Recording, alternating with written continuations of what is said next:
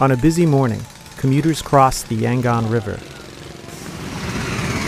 As they enter Yangon, Myanmar's largest city and former capital, they pass British colonial buildings. These buildings survived devastating cyclones, the Japanese bombs of World War II, and in many cases, decades of neglect. What we have is one of the last 19th, early 20th century cityscapes left in all of Asia, and I think that's valuable in itself. And I think this is something where, if not now, 10, 20 years in the future, if we destroy it, we'll regret it. Pham Minh U is founder and chairman of the Yangon Heritage Trust. During my stay in Havana, He's also the grandson of U Thant, the Burmese diplomat who was the United Nations Secretary General in the 1960s. He's concerned his city's architectural heritage will be destroyed in the rush to build new hotels and office towers. So his group is pushing the government to enact preservation laws. One of our main ideas is that as the city modernizes, if we can protect a lot of this heritage and build on it, as well as having a modern city, we can have one of the most beautiful cities in the region as well. For decades, when Myanmar was controlled by brutal military regimes, it was one of the most isolated nations in the world. Since introducing political reforms in 2011, foreign investment is flooding in, and poor people here are getting priced out. I think we have to also put at the forefront the situation of people, especially low-income families, who live downtown. Many of them can live downtown only because of rent control. Many of them pay almost nothing to live in these buildings, which means also that the owners do nothing, as in many other places, to keep up these buildings. The people who live in this crowded pre-war building say the owner wants to knock it down and build a new luxury condominium. There are 16 apartments. This unit alone houses 4 families, more than 20 people. Tochi Bio has lived here all his life. He says if his family has to move, they'll have nowhere to go.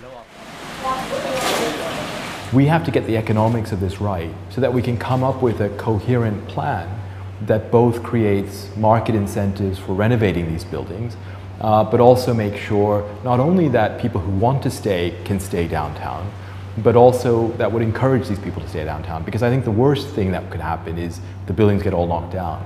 But I think the second to worst thing is the whole place is gentrified, is full of only tourists and maybe some rich people. And I think we want to try to keep intact as much as possible these very old communities that live downtown as well.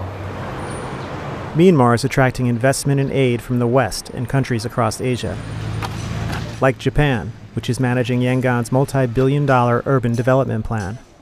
We want to support the economic development and win for Myanmar and win for the international business sector also, including Japanese businessmen also. The challenges are great. Much of the city's infrastructure was built during colonial days. It's falling apart. Train cars are dilapidated. Sidewalks are broken.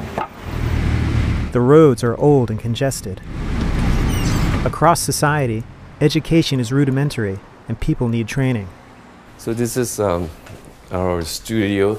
American-trained architect Stephen Zamo Shui says there's also a shortage of skilled labor. We basically have to teach the tiler how to lay tiles, how to put together things, on the job site, because they didn't have experience and they only know one way to do things. So there's a lot of challenges on that part too. This city has yet to develop building codes or even zoning laws. Goodwill and foreign aid alone cannot fix the chaos. In many ways, at the official level, things have been remarkably good. I think the problem is that there are tremendous development pressures on this city. There's a lot of business that is very difficult to regulate.